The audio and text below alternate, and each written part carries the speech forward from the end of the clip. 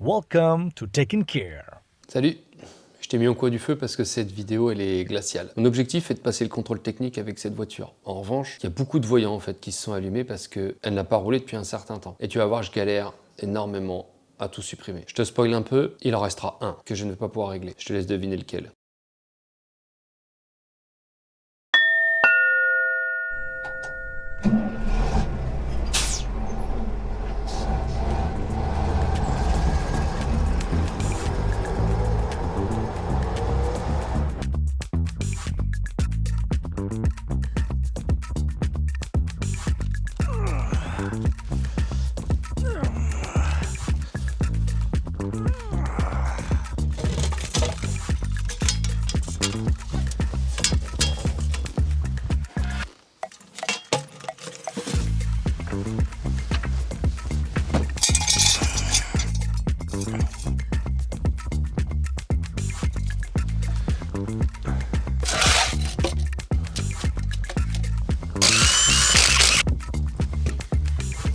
J'ai reçu quelques pièces pour pouvoir continuer la voiture et toujours avoir comme objectif de dépasser le contrôle technique. Je viens de passer un coup de Karcher partout. Ouais, il fait -2, je passe un coup de Karcher.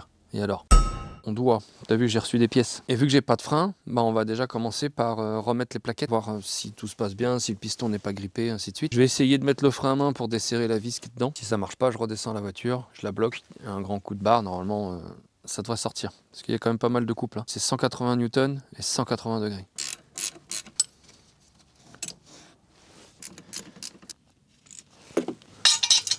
Voilà. L'étrier déposé, donc comme on a vu, hein, la chape pour l'instant c'est impossible à sortir. Vu que j'ai commandé le nouveau train, là j'espère que c'est dans un meilleur état, je l'ai pas encore déballé. En tout cas je l'ai commandé lundi soir, je l'ai reçu mercredi midi. Je mettrai le lien dans la description du revendeur sur eBay si jamais ça t'intéresse. Du coup, ce qu'on va faire là, c'est qu'on va repousser le piston. Donc je vais ouvrir le bocal liquide de frein, au cas où, voir si ça déborde, pour pouvoir remettre les nouvelles plaquettes. Bon, ça commence bien, l'étrier il est grippé. Bon, avant de tout démonter, j'ai essayé une technique là, qui a l'air plutôt pas mal. En fait j'ai remis l'étrier sur la chape. Du coup là ça me permet d'avoir beaucoup plus de prise en fait avec mon repousse piston. Et du coup tu vois je prends ça, alors j'y suis allé mollo hein. Mais j'ai appuyé sur la pédale de frein, j'ai vu qu'il était sorti. Donc c'est un petit grippage, voilà, où j'arrivais vraiment pas à le faire à la main. En revanche là pour le repousser, là j'arrive à le repousser normalement un peu. Voilà. Tac. Voilà. Donc je le repousse jusqu'au bout. Et je te reprends après. Là on le voit le problème. Tu vois le capteur ABS qui est au centre de l'image, il vient toucher la bague. Donc ça ne peut pas marcher. Voilà, bon, on va enlever ce roulement et on va voir ce qu'on peut faire. L'étrier, je l'ai même repoussé encore une fois avec la pédale de frein, je viens de le rentrer. Écoute, pour l'instant, ça ira très bien, il s'est dégrippé. On va essayer d'enlever ça.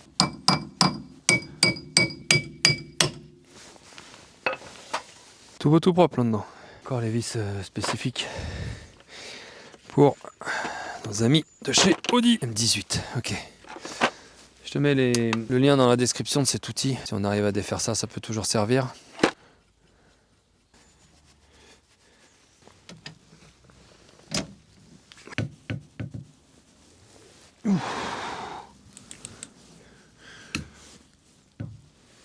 Okay.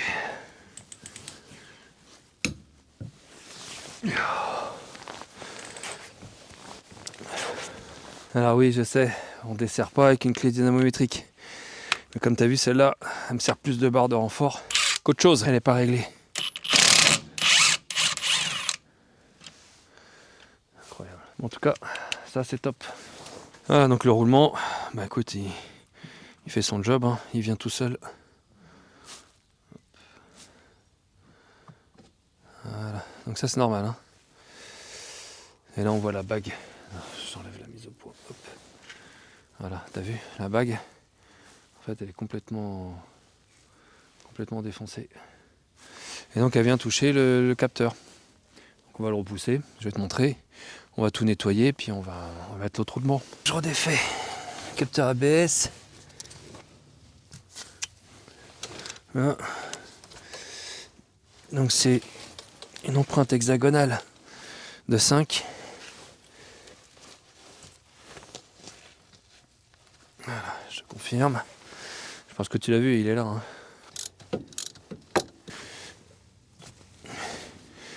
T'as vu, moi je l'ai juste poussé parce que, comme je t'ai dit, je l'avais déjà moi extrait. Il n'y a pas trop de soucis particuliers. Là, on voit bien qu'il est carrément usiné. Ça veut dire qu'on voit bien que le roulement, enfin, du moins la bague, est venue le toucher. Ah, comme ça, voilà, tu vois, c'est venu se toucher. Alors que normalement, ça ne doit pas venir. Alors pourquoi, comment, j'en sais rien. J'ai vu que là, le roulement, il avait l'air de bouger quand même. On verra ça plus tard. Là, on change. Ce que je vais faire, c'est qu'on va nettoyer le trou, mettre un coup de brosse. Je pense qu'on devrait être pas mal.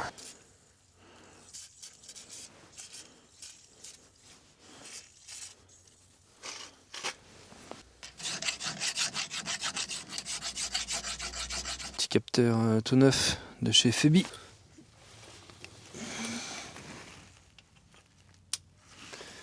Voilà. Ok.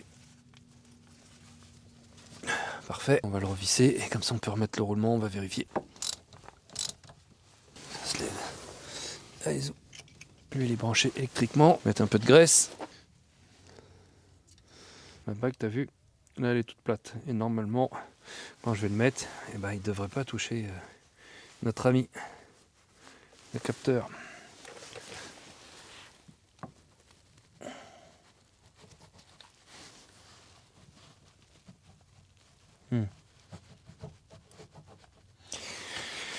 Ça commence bien déjà.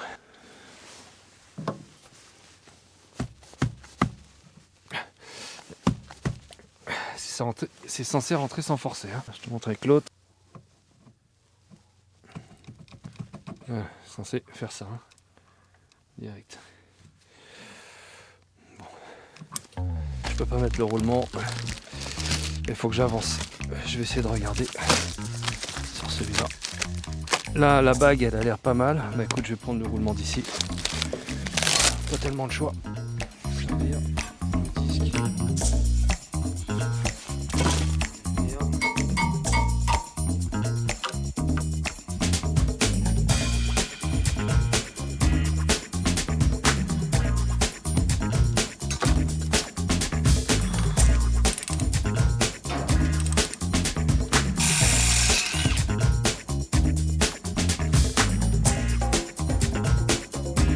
Bon,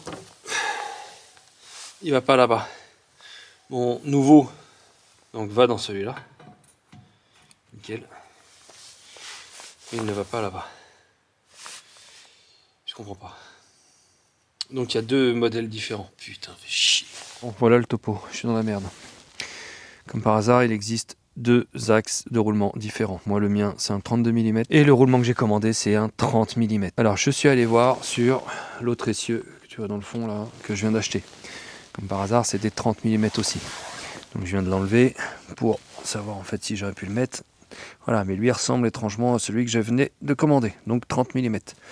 Donc ça c'est un 30, ça c'est un 32. Conclusion, je peux pas le monter ce soir. J'étais à deux doigts de tomber carrément le train arrière et de le changer directement, mais pas le courage. Il fait -2, je suis congelé, on va faire autrement. Là je vais remonter l'ancien roulement, du coup qui est là.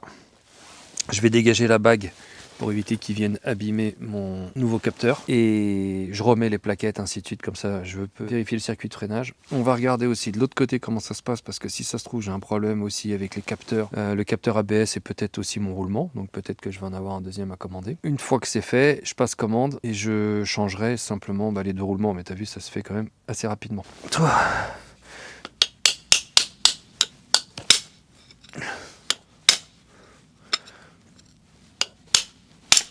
Tu dégages. Alors, diamètre 32. Putain.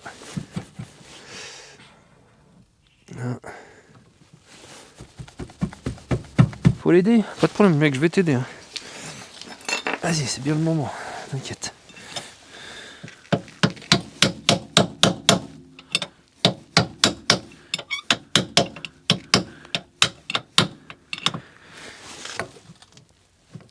Bon, le capteur, il est pas touché. J'ai pas touché.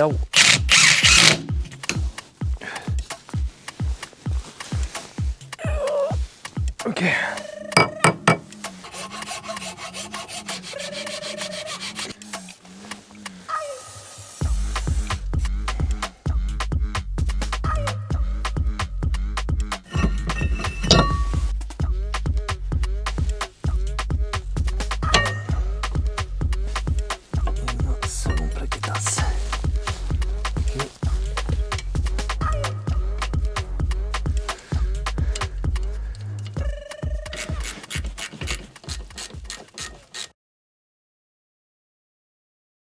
C'était un carnage hier.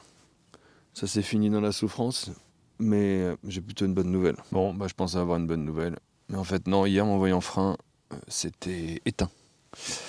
Là, il s'est rallumé. Je sais pas pourquoi il s'allume. Alors, est-ce que c'est lié justement à l'ABS? J'en sais rien du tout. Donc là, il s'est rallumé. Lui, il voyait un ABS normal parce que j'ai pas la bague sur le roulement. Ça, on en a déjà parlé. C'est pour le capteur d'angle. Je vais essayer d'ailleurs avec un pote cet après-midi de le réinitialiser. On va lancer la procédure. Et puis aujourd'hui, en fait, ce qu'on va s'occuper en priorité, c'est la serrure de capot. On va regarder ce qu'elle a. Bon, on va comprendre là, mon indication frein a disparu. Tu vois, là, c'est juste celui du levier de frein à main. Là. Ok. Donc je sais pas. Faut que je regarde aussi tout ce qui est à l'avant, ça se trouve il y a une merde. Je pensais que c'était le liquide, peut-être un problème de niveau, des choses comme ça. Mais bon, là il m'indique que le capot est ouvert. On va s'occuper de ça. Bon, la coquine elle est là. Et ce que je peux constater déjà, c'est que j'ai des fils électriques, donc 2 fils, plus le câble qui arrive pas forcément pour l'ouvrir. Je vois des vis de Torx de 30. Oh, ça vient tout seul, donc j'en ai 3. On va regarder si elles viennent ou pas. Première a l'air de venir. Ok.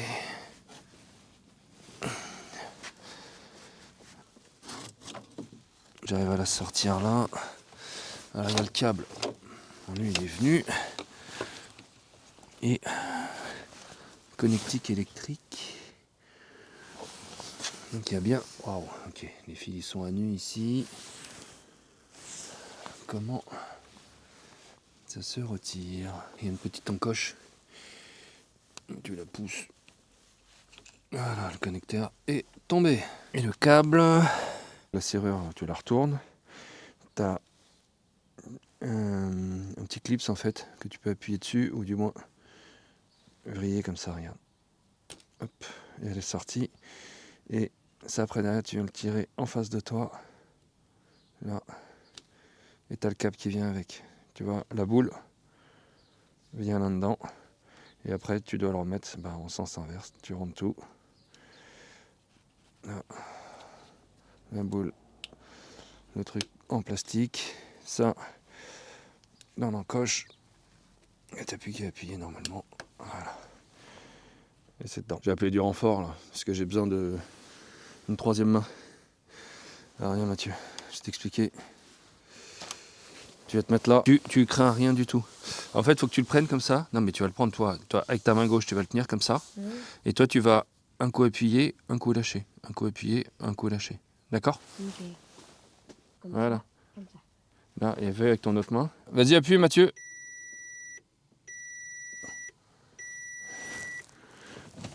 Reste appuyé, hein.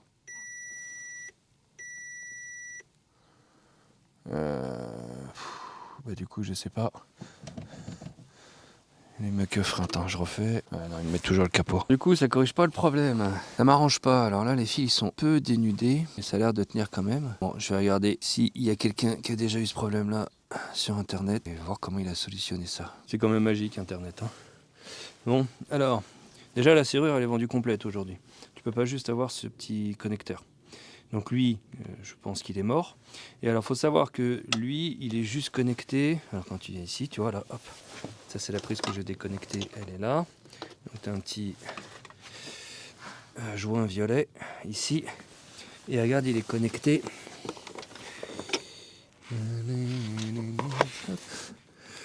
Voilà, tu le vois ici. Voilà, donc là, en fait, tu prends un petit tournevis, tu le déconnectes et ça enlève l'information comme quoi le capot il est ouvert. Et j'ai vu aussi, parce que je comprenais pas, quand la voiture te dit le capot il est ouvert, en fait, les essuie-glaces ils marchent pas. Voilà, c'est comme ça. Donc là, maintenant, j'ai vérifié, mes essuie-glaces fonctionnent. Je remonte la serrure, je remets une plaque sur la voiture. Je vérifie les plaquettes devant, voir s'il n'y a pas un contacteur de plaquettes qui serait défaillant ou quoi que ce soit.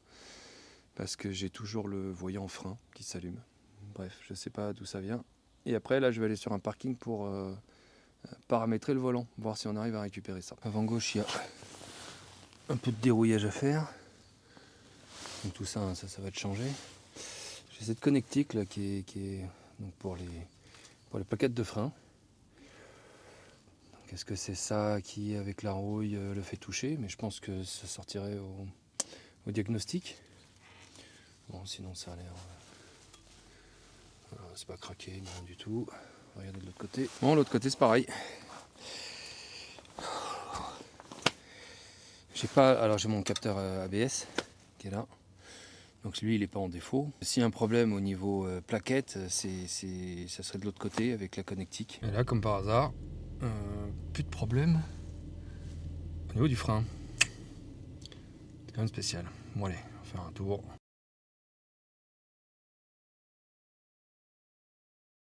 Impossible de faire l'apprentissage des angles de braquage du volant. Il est toujours en rouge. Et j'ai lu dans quelques lignes, dans les milliers de forums en fait que j'ai effectués, qu'apparemment, vu qu'il capte une certaine vitesse pour initialiser, tu dois rouler quelques mètres à moins de 20 km/h, tourner à gauche, tourner à droite, enfin bon bref, il y a une super procédure. Si elle fonctionne, de toute façon je te la mettrai. Il est dit que forcément, si tu as un capteur ABS qui déconne, donc un capteur ou une bague là comme j'ai un problème ici, le calculateur ne veut pas lancer l'initialisation parce que pour lui, il a une roue qui tourne différemment des autres. C'est pour ça que là, on va se focus sur le remplacement du roulement avec la bague pour, normalement, corriger le problème de l'ABS. Donc c'est ce qu'on va faire maintenant. J'ai renvoyé l'ancien, donc qui était en diamètre 30, j'ai pris un diamètre 32. Pareil, je me suis fait avoir.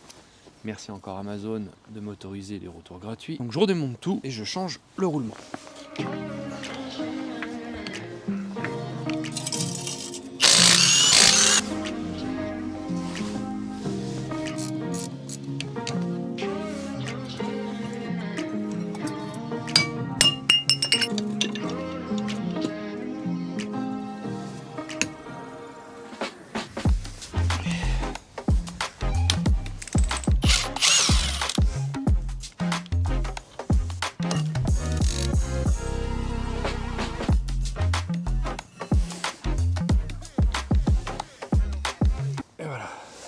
Pareil, un roulement chinois, par contre lui il vaut 2 fois plus cher en diamètre 32. Donc la bague est quand même avec. Hein. Ça c'est nickel. Et allez go. Ah yes.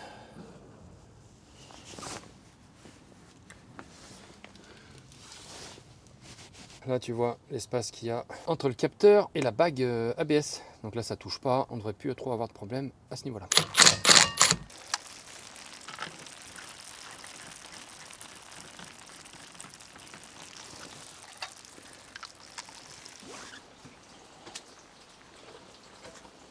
Ça y est, on y est, le roulement est changé. On va effacer le défaut des capteurs ABS, voir si au moins ça c'est réglé. Là, on va essayer de lancer la procédure. Le problème que j'ai, c'est que là, j'ai pas ma valise Vacom.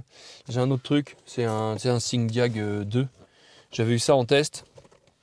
Bon, c'est vraiment pas mal, sauf que j'aime pas beaucoup le concept d'abonnement qui coûte aussi cher que la bécane. Enfin bon bref, là j'ai 3 jours gratuits avec. On va regarder déjà si j'arrive à enlever le défaut de capteur ABS. On fera les choses étape par la suite. Ce matin on avait -3, là il est 16h, j'ai presque 10 degrés. Et apparemment tout à l'heure il va neiger et ça va geler. J'ai jamais vu ça, c'est incroyable. Bon en tout cas je vais faire les tests vite fait là devant pour voir ce que ça a réparé ou pas. Bon, la bécane est lancée, communique déjà avec la voiture.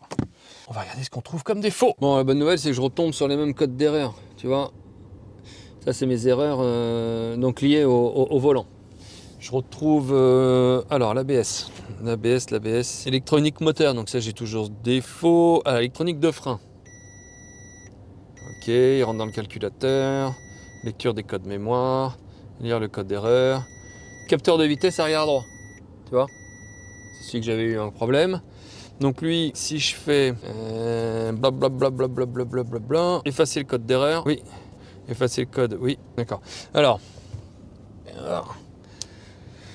j'ai toujours, bah non, j'ai plus rien, donc j'ai plus mon truc ABS. On va faire un tour avec, je vais l'éteindre, la rallumer, faire un tour avec, relire les DTC, les codes d'erreur, et puis voir déjà si au moins ça c'est corrigé. Bon, regarde un peu, non je rigole. Du coup, le capteur ABS a réglé pour l'instant mon problème de triangle. C'était certainement l'ESP. Donc a réglé le voyant ABS, mais n'a toujours pas réglé mon problème de volant. Donc je pense qu'il faut que je lance la procédure. Je vais essayer la procédure avec le Syncdiag. Et si ça marche pas, je le ferai avec mon Vacom quand je le récupérerai. Donc là je vais éteindre. Attends, hop là, tac. Là. J'enlève. Je fais, c'est que j'allais partir de la voiture. Hop là, salut. Nickel. Rien. Et on démarre. Ah, ça c'est pareil, elle me le fait de temps en temps ça. En démarrage à chaud.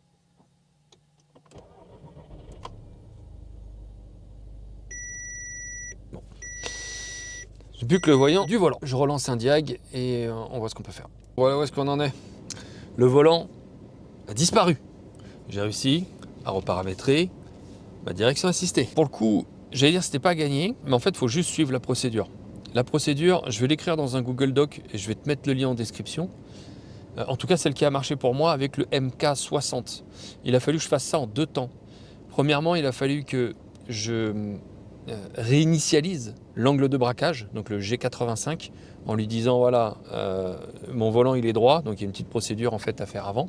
Volant à gauche, volant à droite, rouler une petite distance, moins de 20 km/h, ainsi de suite. Une fois que c'est fait, tu réinitialises en fait ton angle de braquage.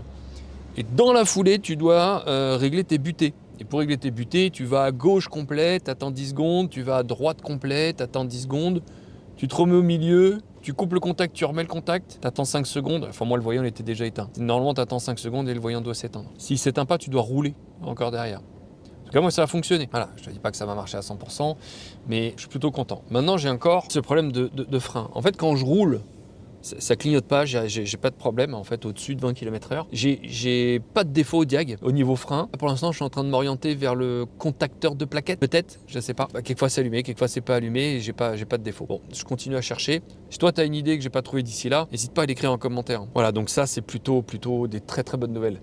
Je vais refaire un dernier check et je vais prendre rendez-vous au contrôle technique pour pouvoir aller faire les papiers par la suite. Merci d'avoir regardé la vidéo. J'ai déjà tourné une bonne partie de la suite et tu vas voir qu'en fait, je change quasiment tout sur la voiture. J'ai toujours le problème. Il est vraiment par intermittence. J'ai jamais exactement le même souci. Un coup, il apparaît, un coup, il apparaît pas. Je t'invite à t'abonner si tu veux à la suite des opérations. Je te dis à la prochaine. Ciao.